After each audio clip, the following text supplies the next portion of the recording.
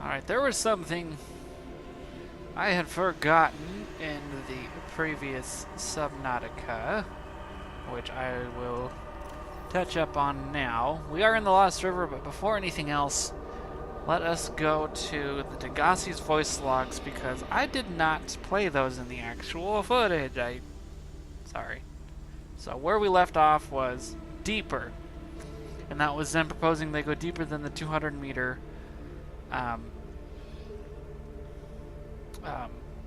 base that we found in the mushroom caves, jelly shroom caves. Now this one, we're going to continue on where they actually did go deeper. Please stop fighting and listen. We're sick. What? How? You've been coughing, right? Feeling itchy? Blisters? Yeah. The biometrics would have warned us if we were sick. It's something new. It's not in the database. Come on, then. What's it gonna do? Turn us inside out? Dissolve us into jelly? It's an alien bacteria. It's everywhere. Every organism on this planet. It's altering our genetic code. How are the creatures surviving if they're infected? I don't know yet. Want me to cut some of them open for you? Find out what makes them tick? No. Just tell me what you need, son. Materials, equipment. Just... Can I have some quiet? I need some time to think.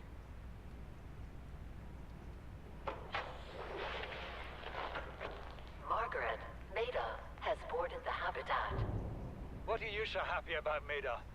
Say, kid, I brought you something. Is that a Leviathan outside? Towed it home on the back of the sub. You killed that thing? It's still breathing. I was about to finish the job, but I can stay and chat if you'd like.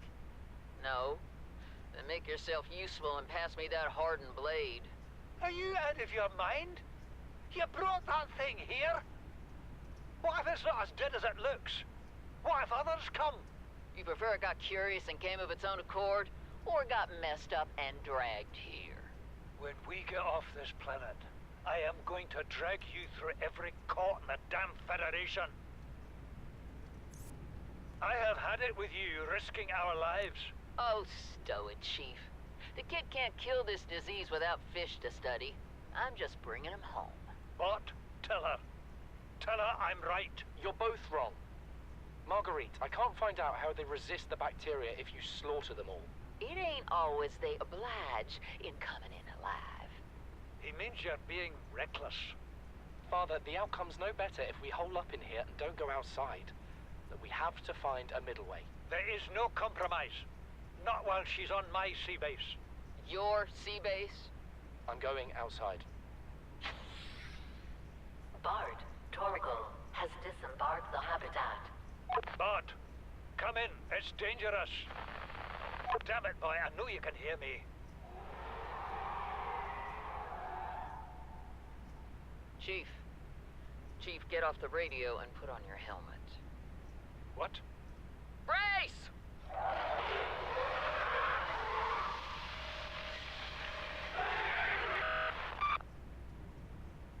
So whatever Leviathan Margaret brought in, another one came and freaking attacked their base. That's why it was like all destroyed, or part of it was destroyed when we had found it. Came out of nowhere. An alien kraken, bigger than a cyclops. Tore a hole clear through the reinforced hull. I barely got my breather in time. I told her. I said others would come. The rupture threw me clear of the habitat, and the monster turned and bore down on me. And just as its tentacles came within reach, Maida appeared out of nowhere. She had a sea glide in one hand, a jagged piece of scrap metal in the other. She meant to butcher that beast or die trying. The last I saw her, she had the metal lodged in its neck as the monster did its best to shake her, contorting off into the darkness. I'm certain she got her wish, one way or another. Then I thought I saw a light deep below me. I hoped maybe Bart had swum clear. I followed it. Now I wonder whether I saw anything at all. Our oxygen is low. The habitat is gone. I can't see the sky. Something surely has the scent of my blood. So they did find out, the Degassi, they did find out that they were sick and that they needed to find some way of curing themselves. And before they got the chance to, the recklessness of bringing home all the creatures brought down their base. And from what it seems like, Bart Torgal was the only one that escaped, because we found voice log number 3 up back on the island. This is the first time I've seen sunlight in months. After all that time in the deep, I'd been dreaming of it. Now that I'm back here, I'm finding it hard to enjoy alone. Father was right. We should never have left this place. We shouldn't have gone so deep. They do not want us down there. Despite my best efforts, ill health is taking hold of me. The visions are getting worse. Marguerite and Father are now part of the ecosystem of this incredible planet. It's reassuring to know that when I go, I'll join them. Until then, well, there's always the view. So none of the Degassi had survived being trapped and being part of the disease. And I'm wondering if those visions he's talking about are the same ones that I had with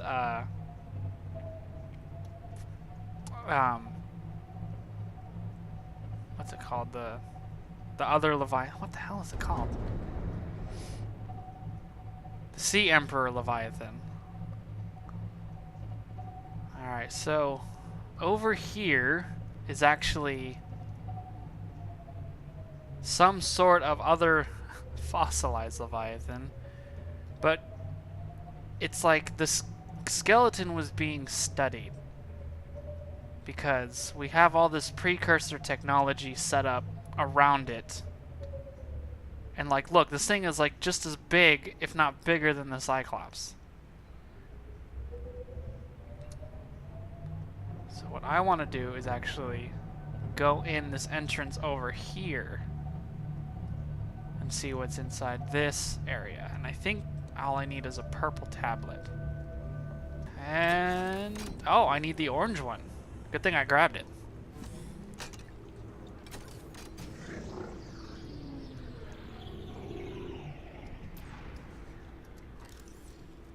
Alright, we got pieces, more pieces of the, I'm assuming that same skeleton outside. Mixed Leviathan fossils.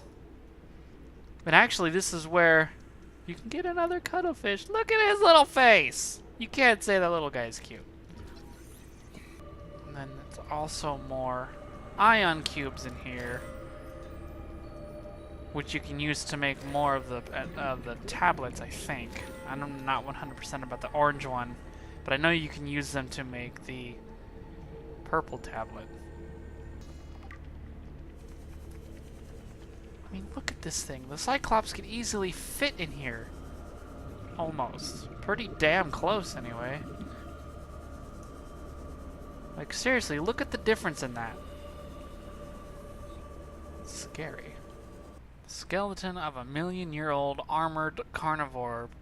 Projection suggests this life form would have been larger than any living creature encountered on the planet. Oceans of the time would have been very different to support life forms this size, with more open geography and many more individuals in the Leviathan range. That's just a scary looking thing.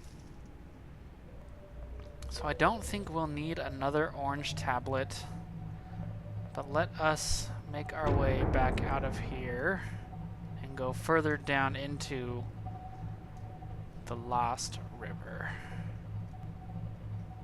And see, I don't think you can scan this thing. This thing is freaking huge. This is even bigger than the other one. Let me double check. I don't think you can scan it. Gargantuan fossil. Whew. Fossil remains of an extinct super predator. Its sheer size would have prohibited from entering such an enclosed space, suggesting the geography of this planet has shifted around it over time, a true apex predator. Dated at approximately 3 million years old, rib cage measurements suggest the creature was eel-like in structure. Calculations suggest this is the only the front third of the specimen. The remains now support a vibrant microorganism of life. There are a series of precise angular indentations on the rib cage, suggesting a third party was taking samples from the specimen at a previous time. No, we kind of knew that the precursors were the ones kind of studying the fossilized remains down here, meaning that they didn't originate on this planet. Now here's where we get to some more interesting aspects here, because we see a more relatable size skeleton on the sea floor here. Sea dragon skeleton. The semi-intact skeletal structure of a Leviathan class predator. There is evidence of massive physical trauma to the head. The damage is so severe it would likely the cause of death and must have occurred somewhere nearby. The damage is consistent with a high-speed collision with a solid object. Something in the environment has helped to preserve these remains, but calcium decay suggests it was an approximate time of death 1,000 years ago. Bone growth suggests the creature was in egg-laying stage of its life cycle. How would you know that? How would you know that it was in the egg-laying stage of its life cycle? So now, okay, so we got two directions we need to go. Down to the left is, you can see it load in there now. It's the people keep calling it the Tree of Life, but I'll go scan it and get the real name in a second. But I want to go over here to the right first to the research facility that we had found approximate coordinates for back on the gun structure. And we can see it is in a very destroyed state, harking to what we had just seen with the sea dragon skeletal remains, that it must have... This alien structure appears to have collapsed to the sea floor. Anyway, suggests that the sea dragon had slammed into the research base here. Alright, so let's make our way inside. There's another ion cube, I guess. Detecting an alien broadcast. Linguistic analysis reads, caution, hazardous materials and life forms contained within. Interior walls in this section are substantially reinforced, indicating the designers were seeking either to keep something out or contain it within. Whatever their intention, it clearly failed. We got a data terminal in Integrate here. new PDA data. I don't remember that being part of here.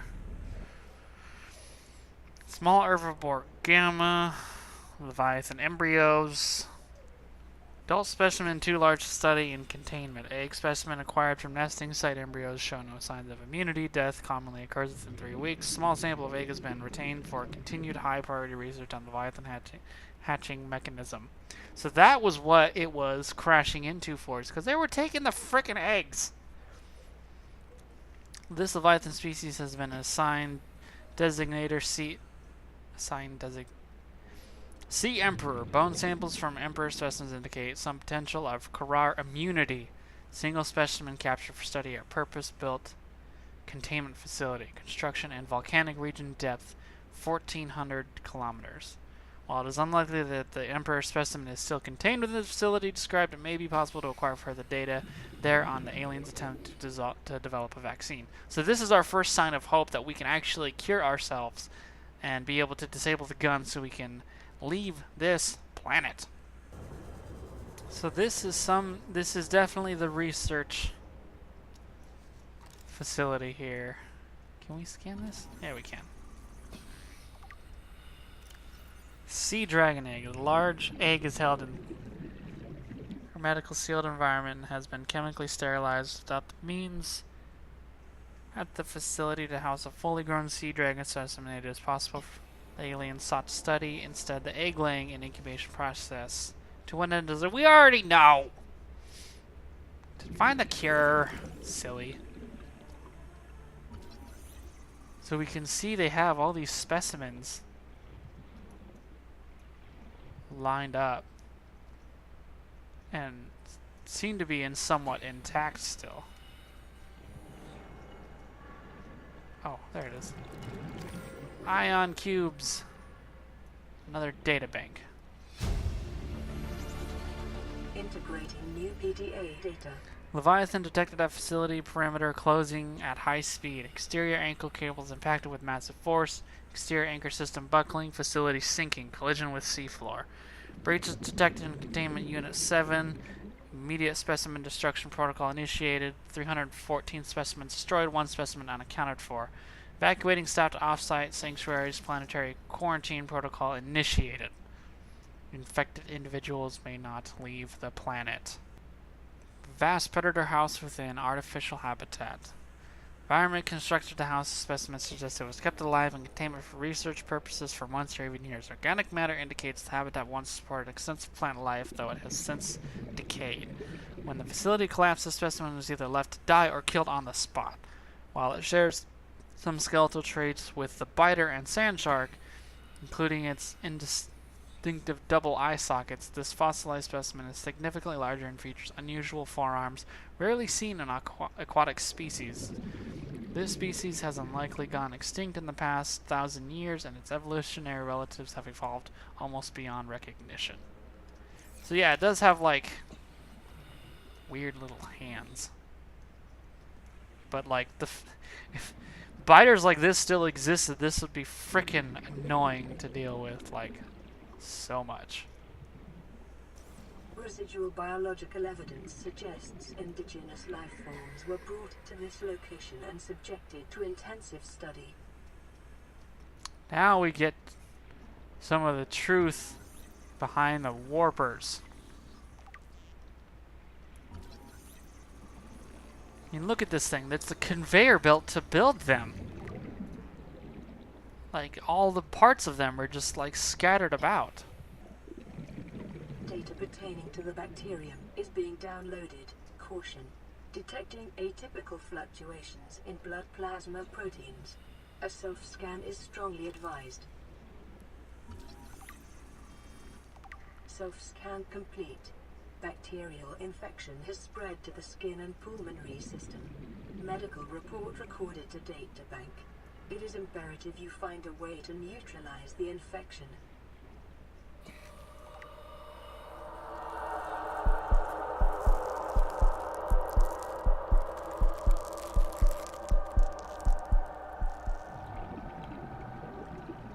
Ew, now we're showing physical signs of infection.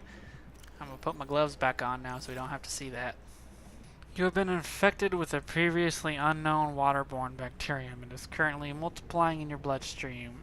Estimated incubation time 2 weeks. Your immune system is currently combating the infection at low efficacy? You may already be experiencing flu-like symptoms and skin irritation. These will likely be exuberated as the bacterium takes hold. Your immediate priority should be to... I can't fucking read. This terminal contains extensive data regarding the bacterial contagion identified as the Kara. First encounter during routine network expansion in Outer Worlds. Really? Pandemic development. Network error resulted in routine quarantine procedure failure. Contagion was uploaded to and spread quickly through the core worlds. Confirmed deaths, 143 billion individuals. Attaches to healthy living cells and mutates basic genetic structure. Gradual immune system failure, green skin lesions and flu-like symptoms, unpredictable alterations to biological structure, complete shutdown of executive function. Cure worlds quarantine. Bacterial samples distributed to isolated disease research facilities for vaccine development. Treatment procedure? Unknown.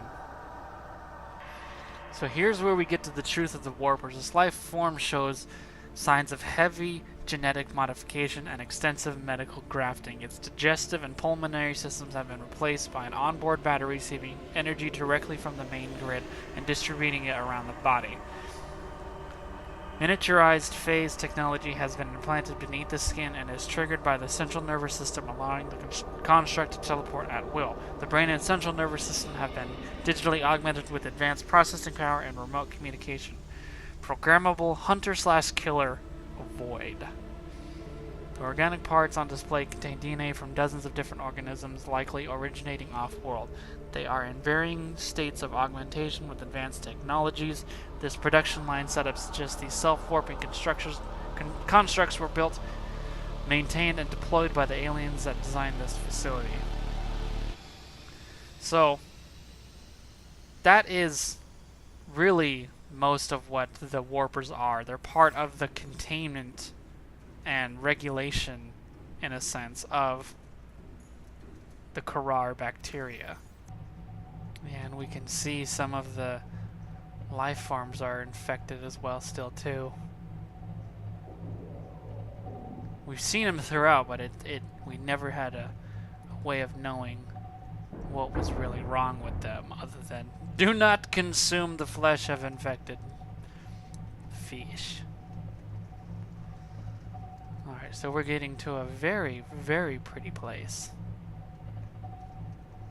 Like, look at all the jelly rays, ghost rays. I like to think they're called jelly rays. And then with the music on point with coming into the area. I mean, that just looks so cool. And it's housing a giant egg in it.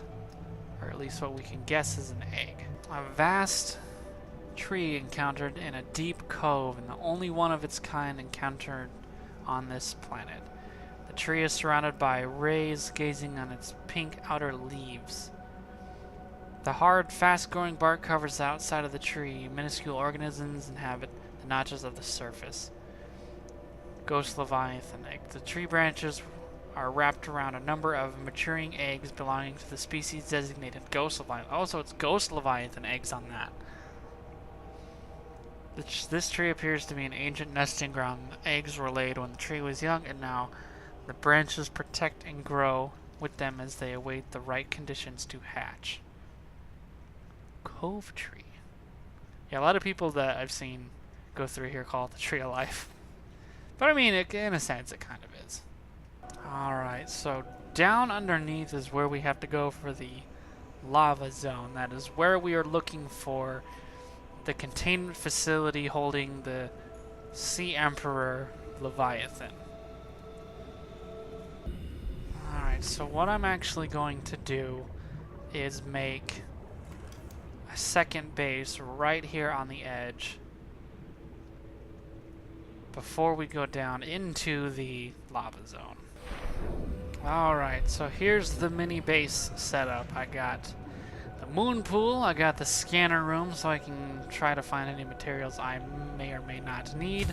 And instead of the solar panels, because, you know, sun's not down here, I have built the nuclear reactor with 4 nuclear rods in it that will keep it going for quite a while. Now, I haven't put the plants in yet, but I was going to put some of the potato and marble melons in here. I got the water filtration system going.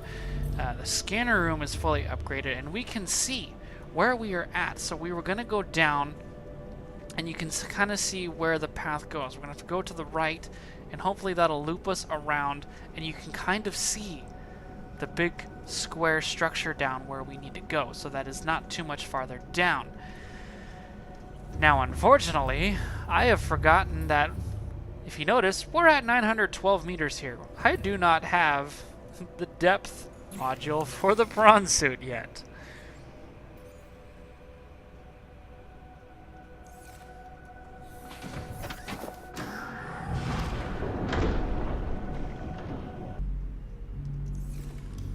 Alright, got a simple self-sustaining base. Can get my water, get my food, can recycle out the waste, nuclear waste when I'm done with the reactor rods. I got the magic trash can that can throw away stuff somehow. way to get rid of it so it doesn't just exist in the world, I suppose. And that is it.